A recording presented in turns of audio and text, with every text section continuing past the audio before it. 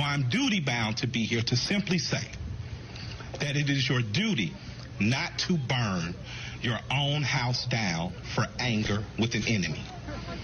It is your duty to fortify your own house so that you may be a house of refuge in times of organization. And now is the time to plot, plan, strategize, organize, and mobilize. Man, now you just heard you have heard those powerful words all week. Ladies and gentlemen, please welcome a good friend of the show. Y'all give it up. Killer Mike, y'all. Yeah, Killer Mike. Yeah. Hey, good morning, everybody. Man, good morning, Mike. Man, thank you so much for joining us this morning, man. I know it's been a crazy week, almost a week since you made that powerful speech in Atlanta. And, today is a day of mourning as the George Floyd family lays their loved one to rest. What are your thoughts on the progress that we've made this week? First of all, just, my sincere love and respect to not only Mr. Floyd, but Breonna, and all the victims of state-sponsored violence. I think that we owe it to their memories to continue to fight for the betterment of the regular citizen in this country. In the last week, I thought I'd be celebrating a record dropping this week, and I ended up commiserating, a black person dying, and that just hurts, man. We gotta hold government accountable, to hold officers accountable that are rogue. Man. So it's been an interesting week. I apologize for not being able to come last week, as I was just overwhelmed, and then Shay's birthday was the weekend. But I love you guys. I'm glad to be here today. No, Mike. I totally understand, and I was telling Beyonce, I was like, just whenever he ready, we hear, because that was overwhelming, because I saw it in your face when you was on CNN. And now Tuesday you hosted a virtual meeting with community leaders around the country. Yeah, what were some of the best ways discussed to handle systemic racism in our community? Well, I'm going to localize things, because I tell people, like, a lot of times we talk about things nationally, or we argue national perspectives. I'm from Georgia. My family's from Alabama. My family's from Tuskegee, Alabama. So self-sufficiency is something that was just drilled into me as a child. We got sent to a farm every summer. We got taught the importance of education at HBCUs with Tuskegee University. And so my family was fiercely independent. They moved to Atlanta and settled in Atlanta because it was a city where black people could make a way and could have something. And that's what's happened over the course of the last 100 years in Atlanta, which lands me here. So for me, my responsibility locally is to make sure that Atlanta is a place where people who look like me, black people, I'm not talking about people of color in any coalitions, I'm talking about black people, have an opportunity to work themselves from poor to working class, and working class to middle class, and hopefully from middle class to wealth. We know this city's not perfect. It could do a lot better, but I do know that opportunity abounds here. So my speech was directly to Atlantans, because I want to make sure that we remain a haven where black people can move to and change their life. Whether that's my brothers moving down off the East Coast, my people coming in from Africa and the Caribbean, or just people moving in from various parts of the South. So I want people to look toward the New Georgia Project, to get registered to vote, to participate in the census, and to hit the ground, to plot, plan, strategize, organize, and mobilize on how to make sure government is listening to you, and you're holding government accountable for doing what they say they're going to do. Mike, would you ever consider running for any public office? I'm considering. I have a record that's out. I'm going to promote it. I'm going to keep singing and dancing for the next few years. And it's, my wife, y'all know Shay, my wife, she a country girl. She from the projects in Savannah. My wife tell me all the time, boy, your job is singing and dancing for people, and you help on your off day. Amen. Okay.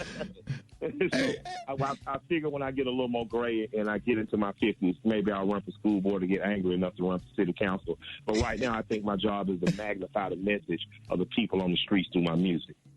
Man, people, I just want you to know, if anybody ever told you, man, people really look up to you. They love you. I'm one of them.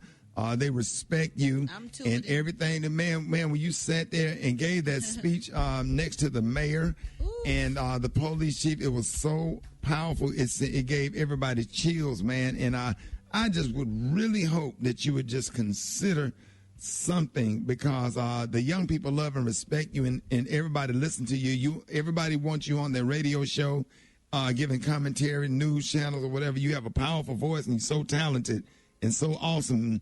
And I need a haircut, by the way. I got you. The flag shop will be opening back up soon. and I'll send a barber to your home if you like. Let me say to young people this right now, though.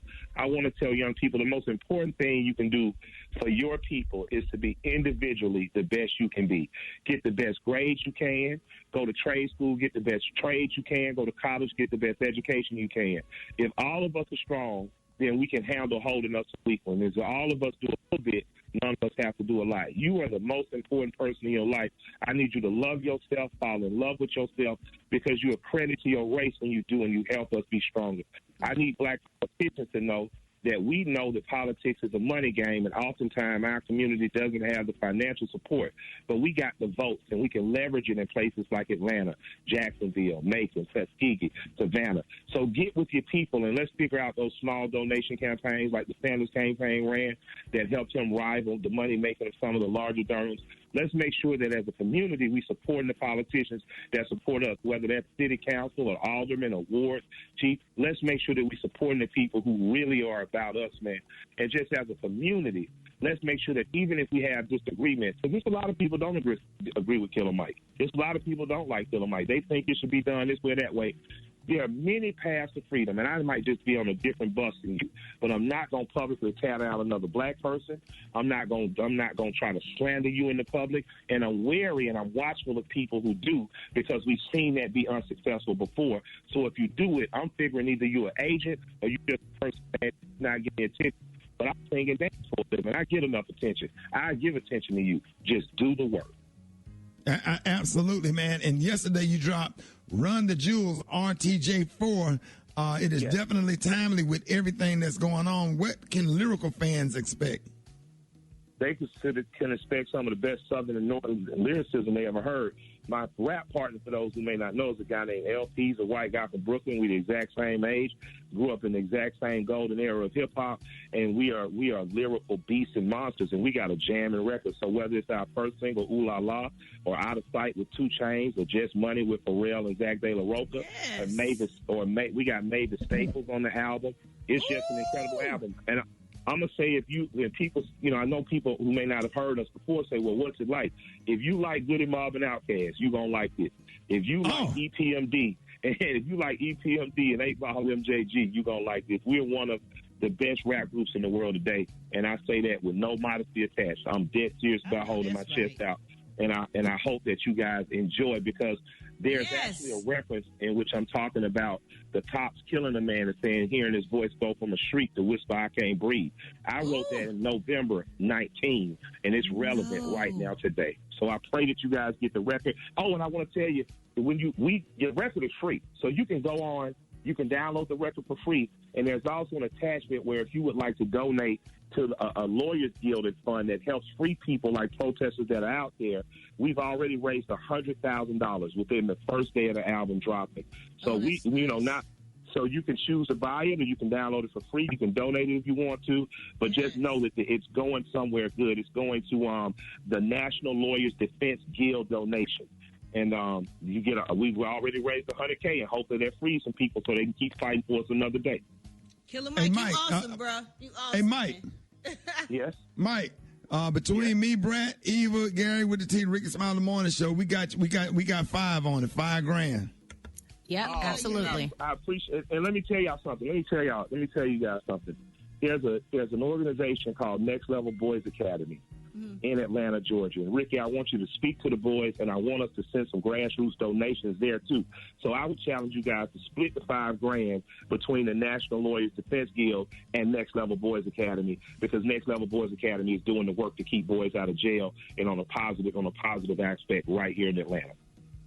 Come on, right, Mike. Hey, Mike, text me that. Mike, text me that information. Love you, man. Y'all give it up. Show your love. One and only Killer Mike. Mike. Bye, guys. Talk to you soon.